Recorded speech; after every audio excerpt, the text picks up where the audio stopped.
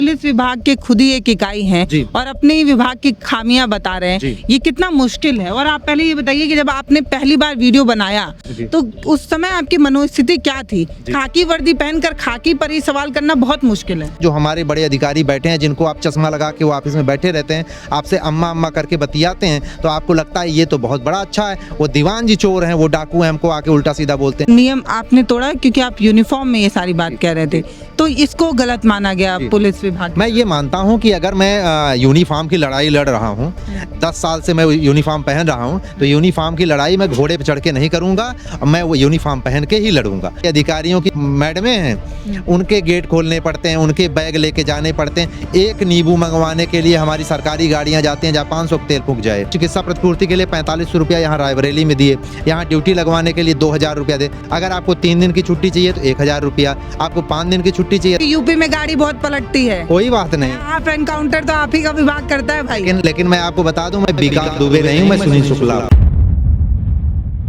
नमस्ते, मैं पल्लवी हूँ और आप भारत एक नई सोच देख रहे हैं। फ्रेम में जरा सर को दिखाइए। सोशल मीडिया से लेकर हर जगह इनकी चर्चा है क्योंकि इन्होंने एक बागी तेवर अपना लिया। जिस महकमे में है उसी महकमे की खामियां बता रहे हैं। कितना मुश्किल है इस समाज में सच कहना, ये आप सभी को पता है। जो सच कहना चाहता है उसकी आवाज़ दबाने के लिए हमारे यहाँ किस तरीके के FIR लादे जाते हैं, किस तरीके की धाराएं लगाई जाती हैं और क्या कुछ होता है वो बताने की ज़रूरत नहीं है। लेकिन आप याद रखिए कि एक बंदा जो खाकी वर्दी पहना है वो खाकी में किस तरीके का काला दाग है वो बता रहे हैं। तो सुनील जी, आपका बहुत स्वागत है। और वो सच्चाई कहने के बाद क्या क्या एक्शन हुआ, सबसे पहले इस पे बात होगा। बहुत जगह आया कि नौकरी है आपकी चली गई, परिवार कैसे चल रहा है फिर? मतलब नौकरी चला जाना बहुत मुश्किल घड़ी है मैं इस महंगाई के समय। जी देखें, नौकरी तो नहीं गई है, अभी मैं सस्पेंड हूँ। और परिवार चलाने की बात तो मेरी पत्नी भी जो है उत्तर प्रदेश। तनख्वाह आती है ना सस्पेंड होने की? नहीं, आधी तनख्वाह आनी चाहिए, लेकिन मेरा एक्चुअली में आमद नहीं हुआ है, तो मेरी अब तनख्वाह कुछ भी नहीं आएगी। क्योंकि आमद होने के बाद ही आधी सैलरी आती है, उसमें सिग्नेचर करना पड़ता है जो है सुबह शाम जाके, तो वो मेरा हुआ नहीं। तो फिर जो है इसमें वो तो किसकी तरफ से फॉल्ट है, आपकी तरफ से या मैं 26 तारीख को मेरी आमद का डेट था और मैं 26 तारीख को वहाँ पे पहुँचा, तो 10 मिनट लेट हो गया। तो चूंकि हाथ से जीडी लिखी जाती है, आदमी आधा घंटा 1 घंटा भी लेट हो जाता है तो मानवता के नाते जो है उसको ठीक कर लिया जाता है। और ट्रेन लेट हो गई तो एक उसको जो है हमारी इरर नहीं माना जाएगा। तो 10 मिनट में लेट हुआ था, मैंने रिक्वेस्ट भी किया लेकिन मेरी आमद नहीं की गई। तो उन लोगों को ये लगता है कि इसको पैसा नहीं मिलेगा, 1 महीने की सैलरी नहीं मिलेगी, तो फिर ये इसको जो ये अभी उड़ रहा है ये थोड़ा नीचे आएगा। लेकिन ये गलत फहमी है। जब मैं इतना बड़ा डिसीजन लिया हूँ तो ये मैं सब अच्छे से जानता हूँ कि मेरा सस्पेंशन भी होगा, लोगों को ये सारी चीज़ें हजम नहीं होगी, मेरी बर्खास्तगी भी होगी। लेकिन आपको जो कुछ भी करना है वो आप करते रहिएगा, मुझे इस चीज़ का फ़र्क नहीं। मैं उसके ऊपर अब सोच रहा हूँ। मेरा जो टारगेट है वो टारगेट सिर्फ पुलिस विभाग में रिफॉर्म है और भ्रष्टाचार के खिलाफ। पुलिस विभाग के खुद ही एक इकाई हैं और अपने ही विभाग की खामियां बता रहे हैं, ये कितना मुश्किल है। और आप पहले ये बताइए कि जब आपने पहली बार वीडियो बनाया तो उस समय आपकी मनोस्थिति क्या थी? खाकी वर्दी पहनकर खाकी पर ही सवाल करना बहुत मुश्किल है। जी, खाकी वर्दी पहन के खाकी पर सवाल, मैं लोग कह रहे हैं कि मैं छवि धूमिल करने का जैसे वो सवाल उठा रहा हूँ, तो छवि धूमिल करना इसको नहीं कहते हैं। जो कमियां हैं जिसकी वजह से अंदर करप्शन हो रहा है, मैं उस पे जो है आवाज़ उठा रहा हूँ कि जिससे अंदर का करप्शन ख़त्म हो जाएगा तो बाहर उसका जनता के ऊपर इम्पैक्ट पड़ेगा। मेरा उद्देश्य सिर्फ इतना है कि अंदर का करप्शन हो और ख़त्म हो जाए। जो पुलिस को आए दिन कहीं पे हम लोग बहुत अच्छा काम भी करते हैं, कोरोना टाइम पे बहुत अच्छा काम किए, लेकिन आए दिन हमको गालियाँ सुनने को मिलता है। कोई गाली देता रहता है कि ये चोर हैं, ये उचक्के हैं, ये ऐसे ऐसे। तो मैं ये उनको बताना चाहता था, आम जनता को भी, कि हम चोर नहीं हैं, हम आपके अपने हैं। कौन लोगों की वजह से सारी दिक्कतें हैं, मैं वो बताना चाहता था। कि जो हमारे बड़े अधिकारी बैठे हैं, जिनको आप चश्मा लगा के वो ऑफिस में बैठे रहते हैं, आपसे अम्मा अम्मा करके बतियाते हैं, तो आपको लगता है ये तो बहुत बड़ा अच्छा है, वो दीवान जी चोर हैं, वो डाकू हैं, हमको आके उल्टा सीधा बोलते हैं। लेकिन एक्चुअल चीज़ वो नहीं है। आप सोचिए ना कि हमें 200 रुपया जो है साइकिल अलाउंस मिलता है और हम जो है कहीं पे जाते हैं, तो आप सोचिए ना कि अच्छा, आज के 21वीं सदी में भी जो यूपी पुलिस का सिपाही है उसको साइकिल साइकिल से चलने का। बिल्कुल बिल्कुल, यही तो मैं बताना चाहता हूँ समाज को कि 200 रुपया यदि हमको साइकिल का भत्ता मिलेगा और हम तकरीबन 150 रुपया खर्चा करेंगे कहीं पे विजिट करने का, कहीं किसी इवेंट पे पहुंचने का, तो निश्चित तौर पे प्रैक्टिकल यही है कि आदमी मनुष्य है और वो खर्चा करेगा तो निश्चित तौर पे निकालने का प्रयास करेगा। इसमें दोष जो है, जैसे हमारे माननीय मुख्यमंत्री जी ने 500 रुपया किया था, लेकिन वो भी नहीं लागू हो पाया, जबकि वो भी प्रैक्टिकल नहीं है। लेकिन कम से कम 500 रुपये लागू होता, लेकिन अभी वो भी 2 साल से नहीं लागू हो पा रहा। तो ये तमाम प्रकार की समस्याएं, अंदर जो करप्शन था उसको मैं दिखाने का प्रयास किया कि वो अंदर का करप्शन खत्म होगा तो बाहर उसका जनता पे इम्पैक्ट एक अच्छा पड़ेगा। वो मेरा सपना था, वही मैंने दिखाने का प्रयास किया, निरंतर रूप से दिखाता भी रहूँगा। जी। तो ऐसा तो है नहीं कि महकमे में एक सुनील जी थे जिनकी सांस घुट रही थी, बहुत सारे लोग हैं जिनको इस तरीके की परेशानी हो रही होगी, तो आपने ही क्यों बागी तेवर अपना? आप देखिए ना जाके, हमारे जितने वीडियोस मैंने डाले हैं, चाहे किसी पत्रकार साथी के साथ मैं इंटरव्यू किया हूं, तो वो सभी के कमेंट सजा के देखिएगा, पुलिस वालों का उसमें पीड़ा आपको दिखेगा। वो एक्चुअल में सबकी पीड़ा है, लेकिन सबके मुंह पे अनुशासन का खोच बंधा है, वो बेचारे बोल नहीं सकते हैं। तो ये जैसे कुछ लोग ऐसे होते हैं कि जो बोलते हैं, तो मुझसे ये पीड़ा सही नहीं गई और फिर मैंने बोला और निरंतर रूप से बोलता भी रहूँगा। कोई ये रुकने वाली बात नहीं है। कुछ लोगों को लग रहा था कि 2-4 दिन बोलेगा फिर से माफ़ीनामा लिखेगा, लेकिन मैं माफ़ीनामा कभी नहीं लिखूंगा। इसके लिए निरंतर प्रयासरत रहूँगा। और मैं आपको बता दे रहा हूँ कि 60 लाख का मेरा पुलिस परिवार है, हम लोग इतने कमज़ोर नहीं हैं। निश्चित तौर में इसमें रिफॉर्म करा के ही रहेंगे, निश्चित तौर। सुनील जी, एक वीडियो और आया आपका बाद में जिसमें आप बता रहे थे कि एक तरीके की दबिश देने की कोशिश हुई। क्या माहौल था उस समय? क्या उस समय आपके घर में आपकी धर्मपत्नी थी, रही होंगी, तो उनके लिए ये और ज़्यादा संकट की? महिलाएं अमूमन इस तरीके की सिचुएशन में थोड़ा घबरा जाती हैं। अब आप कह रहे हैं कि आप भगत सिंह को सुनते हैं, उनको फॉलो करते हैं। हमारे पास तो आइडियल सिर्फ लक्ष्मीबाई हैं और हम किसको फॉलो करें? तो आप बताइए कि उस दिन सिचुएशन क्या हुआ था? देखिए, हमारे घर में केवल मैं अकेला मेल सदस्य हूँ। जो हमारा फैमिली है उसमें मैं अकेला मेल सदस्य हूँ। मेरी माता जी हैं, मेरी बहन है, मेरी पत्नी है, मेरी 2 छोटी-छोटी बच्चियाँ हैं। तो दोनों लड़कियां वो उस दिन जो है रात्रि में तकरीबन 1 बजे की बात है, जो है जो नोटिस सर्व करने के लिए हमारे घर पे पहुंचे। हमारी उस समय हमारी माता जी थी और बहन थी। रात के 1 बजे कौन सा नोटिस होता? हाँ, इस तरह का नहीं होता। दे सकते हैं। बिल्कुल बिल्कुल, दिन में हो सकते हैं। मैं कोई आतंकवादी भी नहीं हूँ कि इतना नेसेसरी हो गया था कि इसको जल्दी से पकड़ के लाना ही था। तो ये एक ताला लटका रहता है दिन भर आपके यहाँ? नहीं, ताला ये तो क्यों नहीं मिलते हैं वो? मतलब आप अगर वो दिन में नोटिस देने आते तो आप रिसीव करते? बिल्कुल। मैंने तो रात के 1 बजे देने क्या? मैंने फ़ोन करके भी बताया था जो लोग आ रहे थे कि मैंने कहा कि देखिए, हमारी माता जी को जो है कोलेस्ट्रॉल, बीपी, शुगर की समस्या रहती है, उन्हें आप जो है वो ना दीजिए, बल्कि हमारी पत्नी रायबरेली में ही हैं और आप लखनऊ से आ रहे हैं तो पहले रायबरेली पड़ेगा, तो आप यहीं हमारी पत्नी को दे दीजिए। लेकिन जो है वो फिर नहीं माने, वो हमारे घर पे जो है जाके दिए। और केवल इतनी कमी थी कि 1 बजे रात में नोटिस सर्व नहीं किया जाना चाहिए था। और 6-7 लोग जब कोई गेट खोले और 6-7 पुलिस वाले सामने खड़े हो, रिसीव किया आपकी? मेरी माताजी। और जो है और कोई दिक्कत नहीं थी। लोगों ने हमारी माताजी से मिले और वो हमारे परिवार के हिस्से हैं, सदस्य हैं, तो उन्होंने जैसे एक मान सम्मान के साथ मिलना चाहिए वैसे ही मिले थे। कोई अशिष्ट भाषा का प्रयोग नहीं किए थे। बस इतनी हमारी उनसे दरख्वास्त है, हमारे अधिकारियों से नहीं आना चाहिए। अधिकारियों से। वो बेचारे तो जाना ही नहीं चाहते थे, जो दरोगा जी हैं वो बेचारे नहीं जाना चाहते थे। उन्होंने सीधा कहा कि मैं जो है भैया किसी तरह हमारी माता जी से कि मरते मरते बचा हूँ, रात में भागते हुए आया हूँ, मैं नहीं जाना चाहता था, लेकिन हमारे अधिकारी जो हैं ज़बरदस्ती हमको भेजे, तो ज़बरदस्ती आया हूँ। तो मैंने फिर ये सारी चीज़ को उठाया और माननीय मुख्यमंत्री जी को बताने का प्रयास किया कि जो मेरे साथ हो सकता है तो आम जनता के साथ कैसा बिहेव होता होगा पुलिस का, ये एकदम आप स्पष्ट रूप से जान भी लीजिए। ये तो आप कह रहे हैं सुनील जी, आपकी वीडियो मैंने देखी थी, आप कह रहे हैं कि आप उस सिस्टम के खिलाफ बोल रहे हैं जिस सिस्टम में बैठे लोग ये कहते हैं कि अब उत्तर प्रदेश पुलिस वैसी नहीं है जैसी पहले हुआ करती थी। हमने तो लॉ एंड ऑर्डर में वो ख्याति पा ली है कि हम रामराज बन चुके हैं। यहाँ पर मतलब तूती बोलती है, ऐसा अभी पुलिस महकमा है। आप कह रहे हैं उसी पुलिस महकमे में अभी भी लेन देन चल रहा है। देखिए, निश्चित तौर पे बड़ी बात आप निश्चित तौर पे सुधार बहुत सारे हुए हैं और लगातार हो रहे हैं, लेकिन टेबल के नीचे वाला खेल तो अभी भी खेला जा रहा है ना। तो खाऊंगा ना खाने दूंगा वाला सिस्टम गड़बड़ है। नहीं, अब तो मैं आपको बताऊं कि करप्शन थोड़ा सा एक लेवल और बढ़ गया है। मैं एकदम खूब होशो हवास में चीज़ बोल रहा हूँ। इसलिए बढ़ गया है कि हमारे माननीय मुख्यमंत्री जी का एक डर है कि वो जीरो टॉलरेंस की बात करते हैं और वो कहते हैं कि भ्रष्टाचार को अगर मैंने देखा तो उसको जो है उल्टा टांग दिया जाएगा। तो एक लेवल और बढ़ गया, जो काम पहले 2000 में हो जाता था वो अब रिस्क अलाउंस, हमारे यहाँ कहा भी जाता है, रिस्क अलाउंस के नाम पे 1000 1500 और उसका बढ़ गया है। तो घूसखोरी तो बढ़ी है और निश्चित तौर पे मेरा यही उद्देश्य था। आपको भी देनी पड़ी है? अरे मैं तो कई बार दिया हूँ, मैंने तो साक्ष्य ऐसे पेश किए हैं, अभी जो है जांच जो चल रही है उसमें सबके होश ही वो हो गए हैं कि मैं तो चाहता हूँ, लोग कहते थे कि बहुत जल्दी इसको उल्टा टांग दिया जाएगा, मैं तो साक्ष्य दिया हूँ, लोगों को लग रहा था मेरे पास कोई साक्ष्य नहीं, मैं वैसे चिल्ला रहा हूँ, मैंने पर्याप्त साक्ष्य दिए हैं। अब उस पर आप जो है जांच करिए, जल्दी से रिपोर्ट दी, जनता के सामने बताइए कि मैंने जो किया है वो सत्य है कि असत्य है। तो रही बात ये कि यही मेरा उद्देश्य था कि जो अंदर का करप्शन है वो उसको माननीय मुख्यमंत्री जी तक मैं पहुंचाऊं, और माननीय मुख्यमंत्री जी तक ये बात पहुंचेगी तो निश्चित तौर पे नकेल कसी जाएगी। यही हमको और पूरे पुलिस परिवार को उम्मीद थी, मैंने वही कार्य किया है। और मैंने कोई छवि धूमिल, जैसे मेरे सस्पेंशन में 2 कारण बताए गए कि मैं छवि धूमिल कर रहा हूं पुलिस विभाग की, और दूसरा ये कि मैं सोशल मीडिया जो है उसकी पॉलिसी का उल्लंघन, सोशल मीडिया का जो नियम है उसका उल्लंघन कर रहा हूं। तो मैं पहली बात आपसे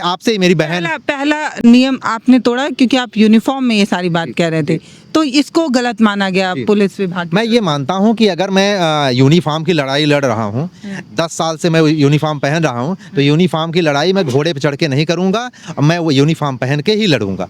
तो और रही बात मैं छवि धूमिल करने की बात, तो आप मेरी बहन है, आप बताएं कि भ्रष्टाचार करने वाले छवि धूमिल कर रहे हैं कि भ्रष्टाचार को उजागर करने वाले छवि धूमिल कर रहे हैं। मुझे लगता है कोई सामान्य से सामान्य बुद्धि का भी व्यक्ति होगा तो वो समझ सकता है कौन छवि धूमिल कर। मैं छवि ठीक करने का प्रयास कर रहा हूँ कि मैं जो ये तमाम प्रकार के निमित्ताएं हैं उसकी छवि धूमिल जो लोग कर रहे हैं, भ्रष्टाचारी लोग, उसको ठीक किया जाए। और दूसरी बात, जो सोशल मीडिया एक्टिविटी जो मैंने किया उसका उल्लंघन किया, मैं उसको मान भी लेता हूँ कि चलो मैंने किया है, मैं तो लड़ाई लड़ ही रहा हूँ कि जो ये तमाम प्रकार की अनियमितताएं हैं। लेकिन बहुत सारे हमारे IPS अधिकारी हैं जो अपने आप को रॉबिन हुड, राजा और महाराजा दिखाते हैं, रील बनाते हैं, अपने आप को ऐसा लगता है कि कृपा हो गई जनता के ऊपर इसलिए उनके साथ न्याय हो गया। तुम कौन हो कौन आप जो है कि इतने बड़े राजा हो गए? आप नौकर हो, उस जनता के आप नौकर हो, मैं भी नौकर हूँ, आप भी नौकर हो। आपको पद थोड़ा सा हायरार्की में हमसे ज़्यादा मिल गया, आप राजा नहीं हो, आप उनके सेवक हो, मैं भी सेवक हूँ, सेवक की तरह रहिए, रॉबिन हुड बनने का प्रयास न करिए। मैं चाहता हूँ, मेरा सस्पेंशन इस कारण से हुआ है,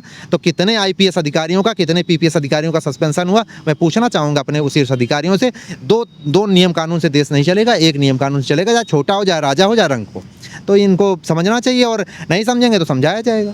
सुनील जी, आपने जो पहली वीडियो बनाई थी उसमें आपने बताया था कि कैसे विभाग के जो लोग होते हैं उन्हें भी कट देना पड़ता है। ऐसा नहीं है कि सिर्फ कोई ठेकेदार को ही कट देना पड़ रहा है या हम जैसे आम लोगों को ही FIR वगैरह के लिए खर्च करना पड़ता है, विभाग के अंदर के जो लोग हैं उन्हें भी देना पड़ता है। बिल्कुल बिल्कुल, मैंने तो पूरा सीक्वेंस बताया था कि कैसे, अगर आप ना एक बार मैं फिर से बताता हूँ, अगर आपको जो है गणना D है, पुलिस लाइन के अंदर गणना D होती है, वहाँ पे 2 प्रकार की ड्यूटी होती है, एक गार्ड ड्यूटी, दूसरी स्कोर ड्यूटी।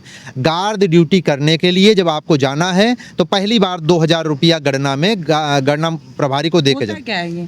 होता है गार्ड, ये होता है कि जैसे मान लीजिए ये बिल्डिंग है सामने वाली, इसमें अगर सुरक्षा के लिए तो जो पुलिस वाले लगते हैं वो एक प्रकार की गार्ड होती है, वो इसकी सुरक्षा करते हैं, दिन रात की सुरक्षा का उनकी जिम्मेदारी होता है। तो यहाँ पे जैसे सुरक्षा के लिए आपको आना है तो आपको पहली बार जब आने लगेंगे तो वहाँ गणना प्रभारी को दे के आएंगे 2000 रुपये। लेकिन अब आप हर महीने जो है आपको वहाँ जाना नहीं पड़ेगा, आप यहाँ पे एक उन्होंने अपना जमींदार नियुक्त कर दिया है जिसको हम गार्ड कमांडर कहते हैं। अब गार्ड कमांडर यहाँ पे जितने लोग हैं, जैसे हम मोहनलालगंज EVM वेयर हाउस में थे तो वहाँ 10 लोग थे, तो 10 लोग मिलके 2-2 हज़ार रुपया यानी 20,000 इकट्ठा होता था हर महीने का।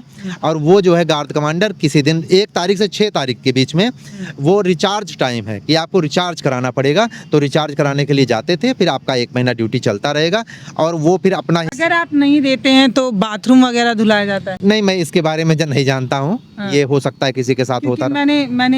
मैंने भी देखा कुछ लोगों ने वीडियोज ऐसे बनाए हैं, हो सकता है ऐसी चीजें हो, कुछ भी असंभव नहीं है पुलिस विभाग में। यहाँ हमारे अधिकारियों की जो मैडमें हैं उनके गेट खोलने पड़ते हैं, उनके बैग लेके जाने पड़ते हैं। एक नींबू मंगवाने के लिए हमारी सरकारी गाड़ियां जाती हैं, जहाँ 500 तेल फूंक जाए, एक नींबू लेके आइएगा। और जो है हमारे अधिकारियों के बच्चे हैं वो भी इतने बड़े नवाब हैं कि उनका भी गेट जब तक आप नहीं खोलेंगे तब तक वो नहीं उतरेंगे, उनका बैग लेके चलना पड़ेगा। तो इतनी नवाबी है। ये कोई ये देश के उन्नति के लिए नहीं लोग हैं, ये केवल अपने ग्लैमर के लिए जी रहे हैं। इसी का विरोध है, चूँकि हमारा भी ये देश है, जितना उनका देश है उतना ही 140 करोड़ शेयर होल्डर इस देश का मैं भी हूँ।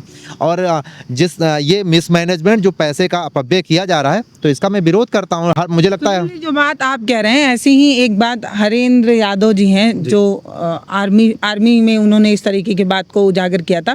उनके साथ भी इसी तरीके की चीज़ें हुई कि उन्हें भी नौकरी से निकाल दिया गया, उन्हें बागी कह दिया गया। अब आपके साथ भी कुछ वैसा ही होता दिख रहा है। तो मतलब आप इतिहास में इस चीज़ों को देख चुके हैं कि जो बोलता है उसको या तो इधर उधर ट्रांसफर किया जाता है या सस्पेंड कर दिया जाता है या कुछ अलग अलग चार्जेस लगा दिए, तब भी आप क्यों बोले? मैं ये मुझे ऐसा आपको डर नहीं लगा? आप खुद 2 बेटियों के बाप हैं, बड़ी मुश्किल होती है इस तरीके की चीजें बोल पाना। जी, मैं आपको बताऊं, बोले नहीं आपको कि ये दिमाग से थोड़ा हल्का हो गया है बिल्कुल। ये? हाँ, लोग कहते हैं और सत्य बात है कि दिमाग से हल्का आदमी होगा तभी इस तरह का भारी काम भी करेगा। बहुत जो अपने घर परिवार को सोचने वाले व्यक्ति हैं वो केवल अपने घर परिवार में ही सीमित रह जाते हैं और समाज के लिए सोचने का मौका कहाँ है। वो अपने बच्चों को देखें, अपने परिवार को देखें और सारी चीज़ों को करें। मुझे लगता है कि इससे थोड़ा सा एक स्टेप अपने परिवार को भी देखना चाहिए, लेकिन एक स्टेप ऊपर उठ के समाज भी, चूंकि ये भारत जो है ना, ये भारत एक समाज से ही बनता है। उसके बाद आप समाज सुरक्षित रहेगा तभी आप भी सुरक्षित हैं। अगर समाज ऐसे डायरेक्शन में चले जाएगा कि इतनी खाइयाँ बंद, देखिए ना भारत में 85% लोग जो है 8 से 10 हज़ार रुपया कमाते हैं और कुछ तथाकथित लोग जो है वो पूरा पैसा होल्ड करते हैं। तो जो ये खाई है एक दिन पटेगी, जब पटेगी तो बहुत सारी अशांतियाँ फैल जाएंगी। मैं चाहता हूं कि ऐसी अशांति ना फैले और इसमें जो है समावेशी विकास जो हमारे माननीय प्रधानमंत्री जी का सपना है वही हम लोगों का भी सपना है। हम लोग भी चाहते हैं डिजिटल इंडिया हो और डिजिटल इंडिया होगा तो पारदर्शिता बढ़ेगी, तो करप्शन खत्म होगा, तो हम लोगों में एक जो है देश बंधुत्व की भावना भी आएगी। ये तभी हो सकता है जब ट्रांसपेरेंसी हो, कि जैसे आप आज देखिए ना कि हमारे अधिकारियों में जो है हमारे कई तरीके का पहले आपने भ्रष्टाचार बताया था। एक मेडिकल वगैरह के लिए जो आप लोग डालते हैं उसमें भी कट देना पड़ता है। बिल्कुल। किस किस तरीके का करप्शन है विभाग में? बिल्कुल, देखें हम आपको बताएं कि हर उस स्टेप पे जहां आपको थोड़ी सहूलियत चाहिए वहां पे निश्चित तौर पे आपको घूस के तौर पे देना पड़ेगा। घूस मत बोलिए, जो सुविधा शुल्क, बिल्कुल सुविधा शुल्क, ठीक है। हम जो है मैं स्वयं जिस चीज़ को मैं बता रहा हूँ उसके लिए मैं ब्रेन मैपिंग कराने के लिए तैयार हूँ। ये सबको मैंने बयान में भी नोट कराया हूँ कि जब चाहिएगा ब्रेन मैपिंग मेरी करा लीजिएगा। जो भी शब्द बोला हूँ उसके लिए मैं सबसे पहले TADA के लिए 10% अम्बेडकर नगर में दिया कि अकाउंट में दिया हूँ, जब जरूरत पड़ेगी तो अकाउंट भी दिखवा दूंगा। बाबूजी डर रहे होंगे जब मैं बोल रहा हूँ अकाउंट दिखाने का। हम जो है चिकित्सा प्रतिपूर्ति के लिए 4500 रुपया यहाँ रायबरेली में दिए, यहाँ ड्यूटी लगवाने के लिए 2000 रुपया दे। जब हमको छुट्टी नहीं मिलती तो छुट्टी के लिए मैंने दिया है।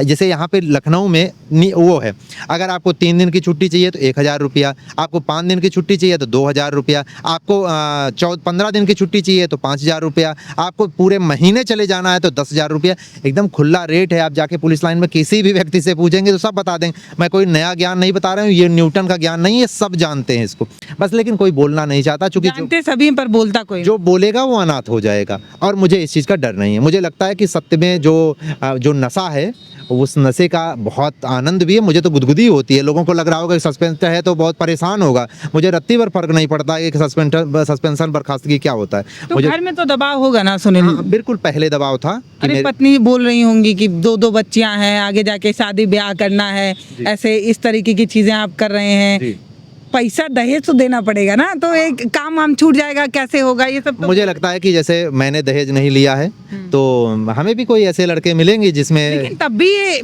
2 बेटियों के बाप को इस तरीके के काम करते वक्त सोचना पड़ता है, परिवार का दबाव होता है। मैं ये भी मानता हूँ कि जैसे पत्नी नहीं रोकती है आपके इस बागी तेवर मैं ये भी मानता हूँ कि जैसे पति पत्नी है, अगर मैं ही कमा रहा होता तो मैं अपनी पत्नी को खिलाता ना, अपनी बच्चियों की शादी करता। अब मान लीजिए मेरी नौकरी छूट जाती है तो मेरी पत्नी कमा रही है, वो भी अपनी बच्चियों के देख रेख करें और अपने पति को खिलाएं।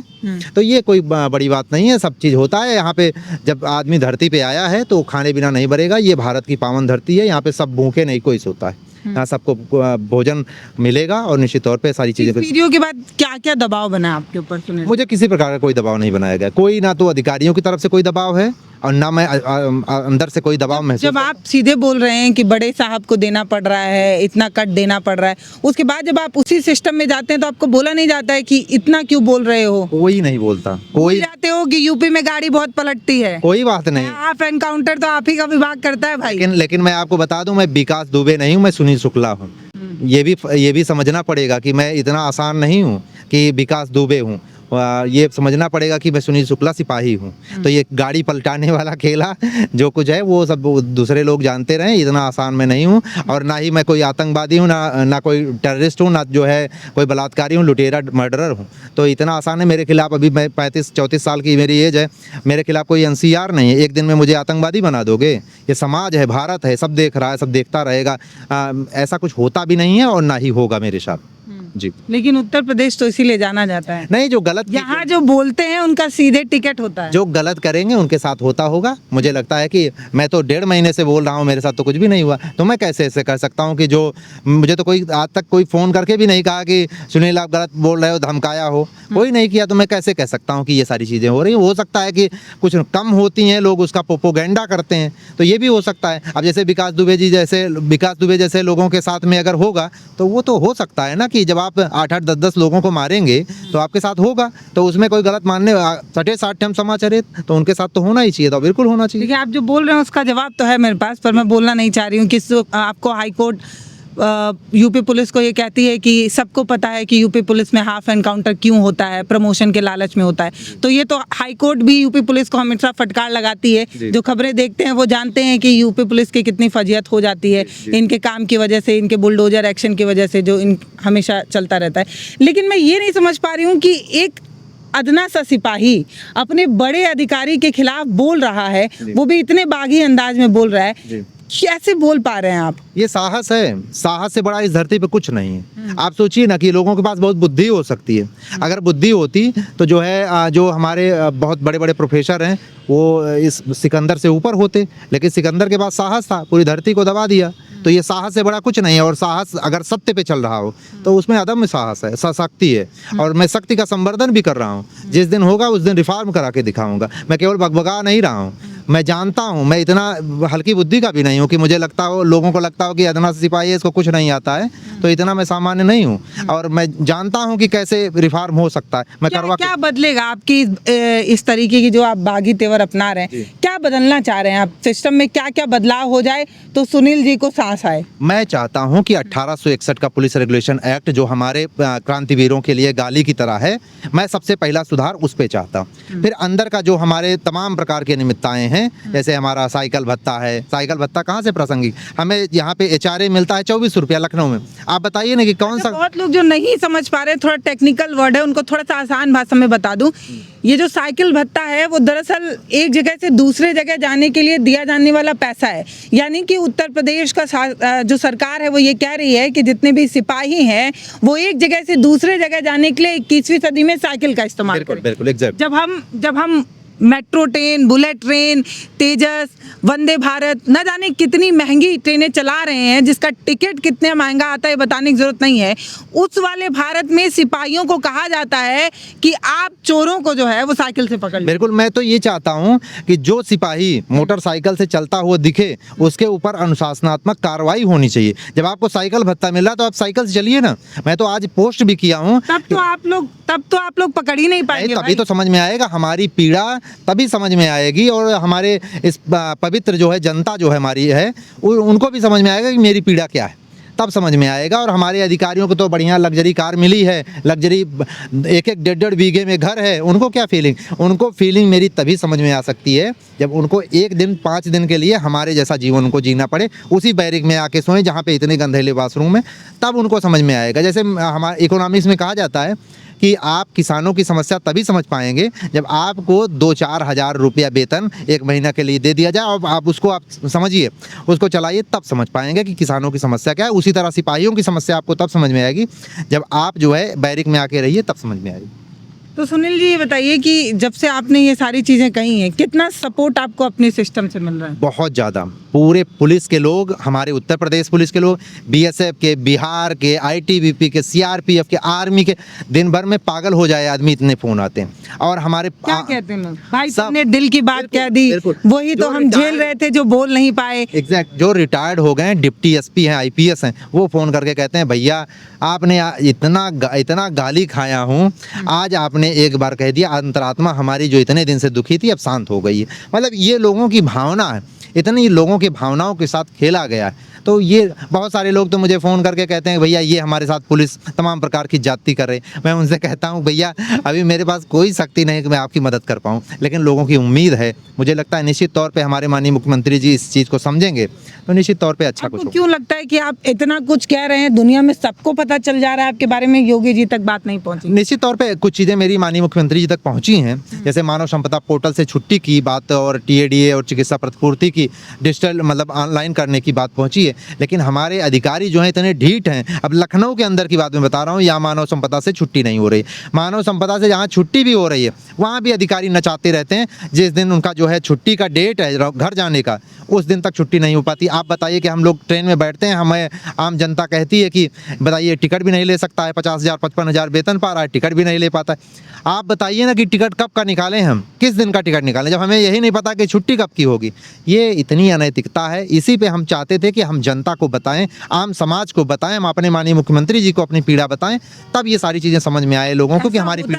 ऐसा होता है कि जब कभी हम देखते हैं कि पुलिस वाले बदमाशी कर रहे हैं तो हम कहते हैं कि खाकी वर्दी जो है वो इस तरीके की चीज़ें करती है, आम जनता को नहीं समझ पाती है। लेकिन जब से आपका वीडियो सामने आया है तब से एक सिंपैथी लोगों की जुड़ रही है। वो कहते हैं कि ये जो हमारे चौराहों पर खड़ा जो आदमी है, जो हमारा सबसे बड़ा दुश्मन बना पड़ा है, वो इसलिए बना पड़ा है क्योंकि उसके ऊपर से ये सारा दबाव बिल्कुल है। बिल्कुल हमसे ये जो तस्वीर आपने दिखाई है ना सुनील जी, मैं ये कोई देख नहीं पा रहा था। बिल्कुल मैं आपको एक चीज़ और बताऊं, सभी को पता है कि चौकी इंचार्ज बनने के अभी जनता को नहीं पता थी ना ये बात, ये तो आपने बताया। बिल्कुल, जैसे आप पत्रकार साथियों को पता है कि चौकी इंचार्ज बनने के लिए पैसा देना पड़ता है, एसओ बनने के लिए पैसा देना पड़ता है, एसएचओ बनने के लिए पैसा देना पड़ता है। कितने एसओ एसएचओ हमारे पास फ़ोन करके बताते हैं कि भैया 1.5 लाख का खर्चा है कि सीओ साहब के ऑफिस में जाना है, नाम मान लीजिए किसी का जेन्युइन है निकालना पड़ेगा, लेकिन उसके लिए सीओ साहब ने तय कर रखा है कि इतने में। अभी मैंने एक मामला वहाँ कानपुर देहात का उठाया, वहाँ पे हुआ ये कि उसके बाद आप सबका मामला ही उठा रहे हैं, अपनी परेशानी के बाद लोगों की बात लोगों को ये उम्मीद हो गई है कि सुनील शुक्ला के पास बात बताई जाएगी तो वो अपने शीर्ष जो हमारे माननीय मुख्यमंत्री जी हैं वहाँ तक बात पहुँचेगी और लोग जो ये तमाम प्रकार की अनियमितताएं कर रहे हैं उनकी नकेल कसी जाएगी। जैसे अभी लखनऊ वहाँ पे कानपुर देहात का एक मामला है कि एक एडिशनल साहब ने 44 मकान को आवंटित किए पुलिस लाइन के अंदर। अब उसके बाद दूसरे एडिशनल साहब आए तो उन्होंने कहा तमाम सब प्रकार ये अनियमितताएं थी, वरीयता क्रम को ध्यान नहीं दिया गया है, इसलिए सबका कैंसिल किया जाता है, अब नया अलॉट किया जाएगा। आप बताइए कि इसमें दोषी कौन? क्या सिपाही उन्होंने अपने हाथ से कर लिया था कि जो है अधिकारी ने हो सकता है कुछ बढ़िया व्यवस्था लेके किए हों? भाई ये तो मानना पड़ेगा कि कैसे हुआ होगा। अगर हुआ है तो अनियमितताएं हुई हैं तो मैं चाहता हूं कि उन एडिशनल एसपी साहब पे जैसे हम लोगों को तुरंत उल्टा टांग दिया जाता है, सस्पेंड कर दिया जाता है, उनके साथ भी यही कार्रवाई होनी चाहिए तो नज़ीर बनेगा। और मैं चाहता हूँ, पूरी उम्मीद है कि उनके साथ ये चीज़ होना चाहिए, नहीं तो कम से कम सबक तो सिखाई देना चाहिए कि ऐसे लोगों, केवल सिपाही दीवान दरोगा को ही सस्पेंड करने से काम नहीं चलेगा। ऐसे लोग जो है जो ये कर रहे हैं कि 44 लोगों का आवास के मगरमच्छों को भी पकड़ने की जरूरत है, सिर्फ मछली के शिकार बिल्कुल बिल्कुल निश्चित तौर पे मगरमच्छ नहीं पकड़े जाएंगे तो मछलियों को खाते रहेंगे और पता भी नहीं चलेगा कितनी मछलियां खा ली गई निश्चित तौर पे। तो भैया आप ऐसा समझिए कि कल तक जो सोशल मीडिया पर सुर्खियां बटोर रहे थे, कल तक जिन्होंने सिस्टम के खिलाफ बागी तेवर अपनाया, वो ऐसा नहीं है कि आज टूट गए हैं। आज भी जब आपसे बात की जा रही है तो आज भी आप उसी कॉन्फिडेंस के साथ बोल रहे हैं। जब तक जीवन रहेगा, मैंने पहले भी बताया था कि मेरी आवाज़ बंद करने के 2 तरीके हैं। मैं आज भी कह रहा हूँ, पहला तरीका ये है कि पुलिस विभाग में रिफॉर्म करिए, जो सुधार होने वो सुधार करिए, एक कमेटी बनाइए, उसमें हमें भी सदस्य बनाइए और मैं भी अपनी बात पक्ष रखूँ और उस पर सुधार होगा। पहला ये है कि मेरी आवाज़ उस दिन बंद हो जाएगी।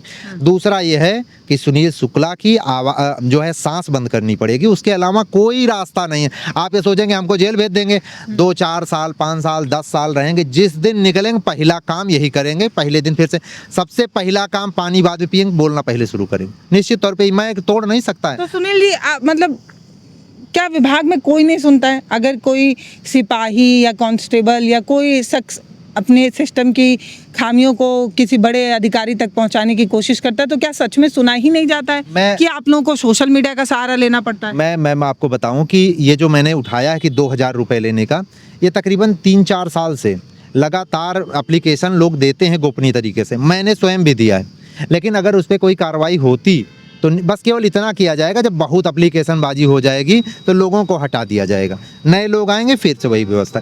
तो हमें ये नहीं इंटरेस्ट है ना कि लोगों को हटा के एक चिड़िया उठा के दूसरी चिड़िया बैठा दो फिर से वही कार्य हो।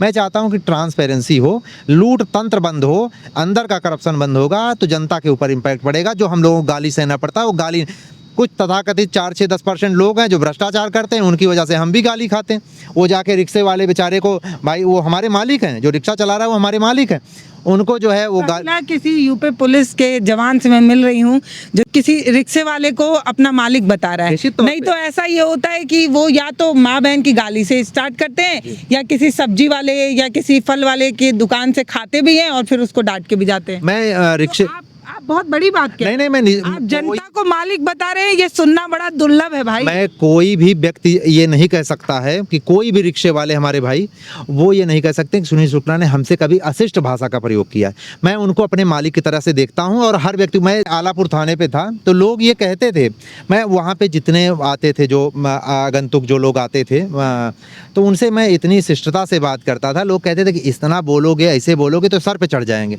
हम कहे आपको ऐसा लगता है, ये इनकी वजह से हमें नौकरी मिली है, इनकी वजह से मैं खा पी रहा हूँ, हमारा परिवार पल रहा है, आप बता रहे हो कि ये सर पे चढ़ जाएंगे। अरे इनको तो सर पे बैठाने की ज़रूरत है, आप सर पे नहीं बैठाओगे तो ये अपनी पीड़ा बताएंगे आपसे कैसे।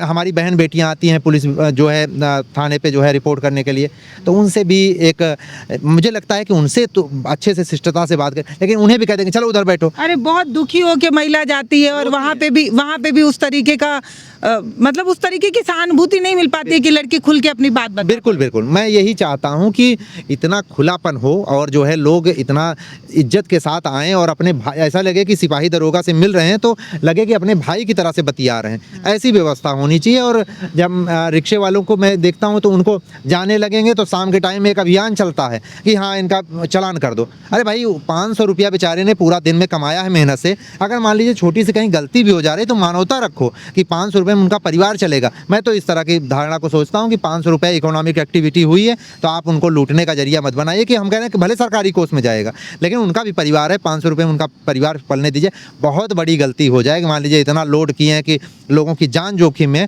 तो ठीक है चालान भी हो जाता है, लेकिन ऐसे आए उल्टा सीधा तरीके से कहीं खड़े कर दिए, कहीं किसी को बैठा रहे हैं तो आप पीछे से आए चालान कर दिए। कम से कम मानवतापूर्ण व्यवहार रखना चाहिए और इस तरह से जो है उनके भी परिवार के बारे में सोचना चाहिए। अपना 1 महीने का वेतन और 1 दिन का वेतन कट जाए तो जैसे लगता है कि हाय सब कुछ लुट गया मेरा, और उनका जो है रोज़ आप चालान कर देते हो 500 रुपये 700 रुपये का, तो उनके बारे में भी सोचना चाहिए। और आप बड़े लोग जो जाएंगे फॉर्च्यूनर कहीं खड़ी कर देंगे नहीं काट पाते, उनका नहीं कर पाते हैं, यही मेरी पीड़ा है। आप रिक्शे वाले को जो है तुरंत गाली दे के भगाएंगे और वो, तो ये सारी चीज़ें जो 2 तरीके से साइड पार्किंग की जो प्रॉब्लम है वो ब्लैक मर्सिडीज खड़ी होती है तो नहीं करता, नहीं उसको तो ही नहीं है, उसके साथ तो भिन्न हो जाता है, उसके साथ तो लोग सेल्फी ले लेते हैं कि चलो इसके साथ सेल्फी ले लिया जाए।